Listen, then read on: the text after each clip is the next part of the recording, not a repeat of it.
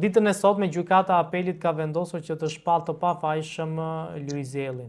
Për të folur për këtë kam të ftuar në një lidhje Skype avokatin e njohur Gylsen Zhllima. Avokat, shumë faleminderit për kohën.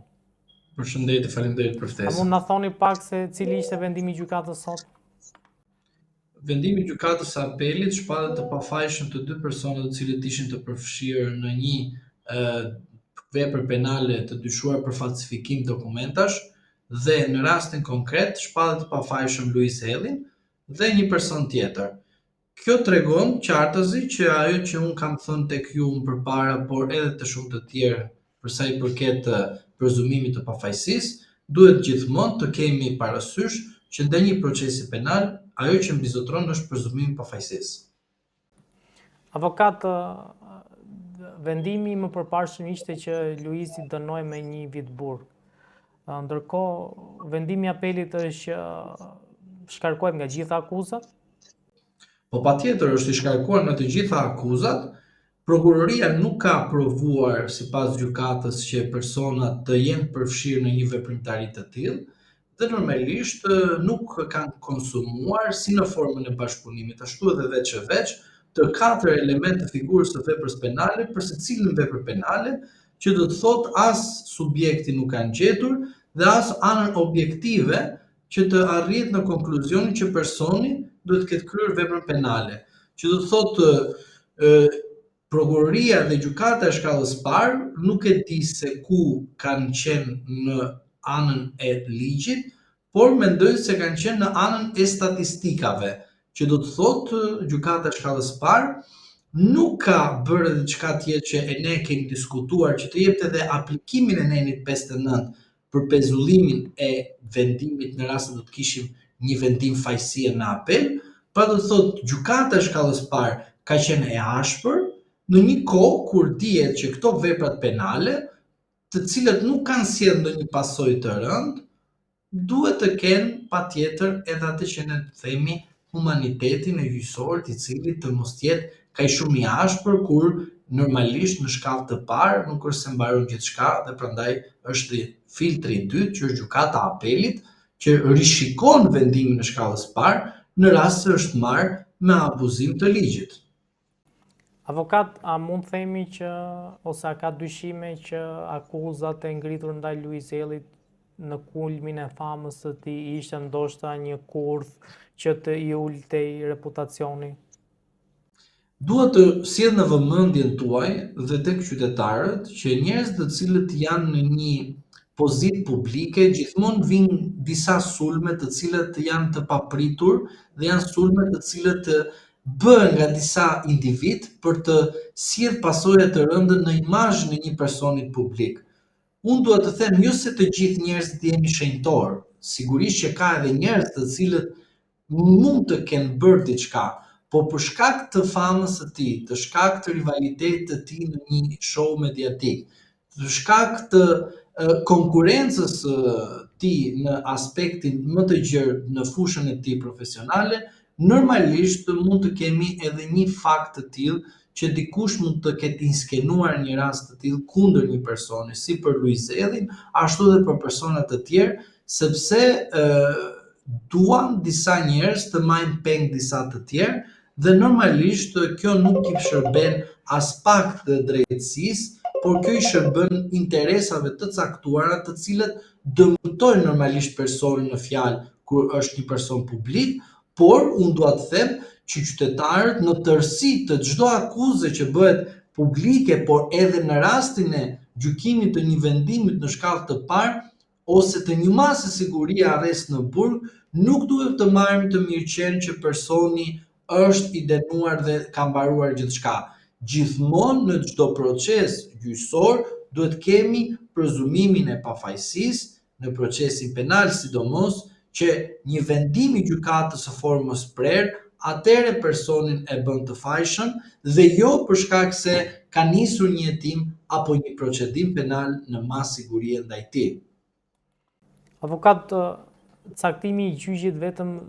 3 ditë para zgjedhjeve, a ishte koincidencë apo ishte ndonjë mesazh ndaj këngëtarit, duke parë që vitet e shkuara ai është përfshirë në zgjedhje në mbështetje ndaj një kandidati? Unë jam i bindur që gjykata shqiptare funksionojnë gjithmonë në porosin politike dhe jam i bindur që gjykatat tona janë pjesërisht të tilla për shkak të një reforme e cila ka krijuar edhe gjyqtarët noterë, por edhe gjyqtarët, po edhe prokurorët të cilët duan t'i nënshtrojnë kushtetutës, nuk do ta marr në aspektin politik, por nga aspekti juridik dua të them që këto raste duhet të shqyrtohen shpejt sepse prishja e provave ose mosdhënia e drejtësisë në një procedim penal është shkelje e padrejtë e jetës së një individi, kemi parasysh këtë prezumim, por gjithashtu duhet kemi parasysh se fushata zgjedhore do të kishte një ndikim në rast se do të kishte zoti Luiz Helli një deklaratë publike. Deri në këto momente që ai nuk ka bërë një deklaratë publike ndaj një kandidati, nuk e shikoj të jetë politike. Në rast se ai pas kësaj vendimarrje del edhe shkon te një kandidat dhe jep mbështetjen e tij, normalisht mua do të më vi dyshimi i parë që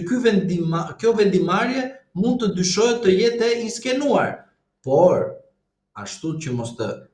them gjëra të cilët të vinë në kundërshtim me veten time, prandaj them, të jemi të rezervuar, prezumimi i pafajësisë,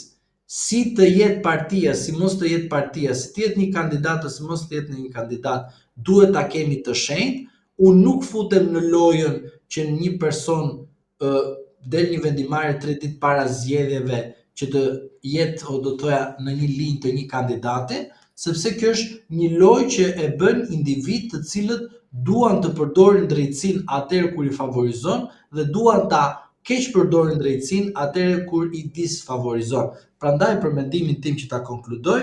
nuk ka të bëjë me një rast të tillë, se në rast se do të kishim një rast të tillë, mendoj se personi mund të kishte dhënë një mesazh politik para zgjedhjeve. Por edhe sikur të jetë kështu, personi e ka pozicionuar veten e tij në aspektin politik në zgjedhjet e 2023-shit dhe prandaj nuk ka pse të dyshoj a ka qenë në përdorim drejtësia në këtë fakt apo jo. Unë mendoj secili mund të ketë bindjen e vet dhe mendimin e tij pa paragjykuar procesin penal, sepse të jap një rast tjetër. Edhe sikur të jetë e inskenuar politikisht, përsëri prokuroria brenda 45 ditë nga vendimi kur do t'i njohet prokurorisë për shkak të këtij vendimi pafajësie, do jetë ajo e cila do shkojë në gjykatën e lartë të ankimojë një vendim të padrejtë për gjykatën e apelit të cilën e ka bërë të pafajshëm zotin Ellin. Prandaj, nga aspekti juridik, ky proces dhe në rast se ankimohet, bëhet rekurs në gjykatën e lartë nga prokuroria, normalisht betejë ndaj dy personave do të jetë në gjykatën e lartë. Pra, është e kotë për mendimin tim në rast se do ta përfshim këtë në aspektin politik. Pse? Sepse personi do të ketë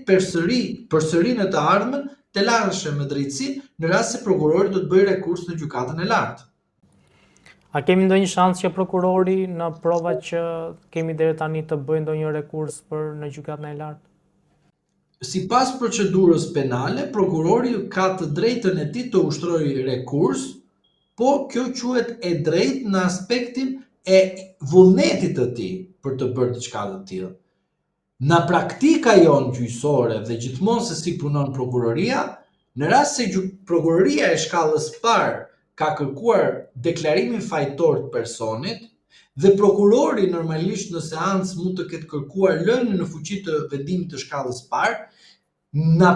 pikpamja gjithmonë e praktikës, prokurori është i detyruar në fund fare, duke shqyrtuar të gjitha ato çështjet, të bëjë rekurs ndaj një vendimi të cilin ai mendon se është i padrejtë, për shkak se ai në shkallë të dytë mund të kërkuar lënien në fuqi të vendimit të shkallës parë.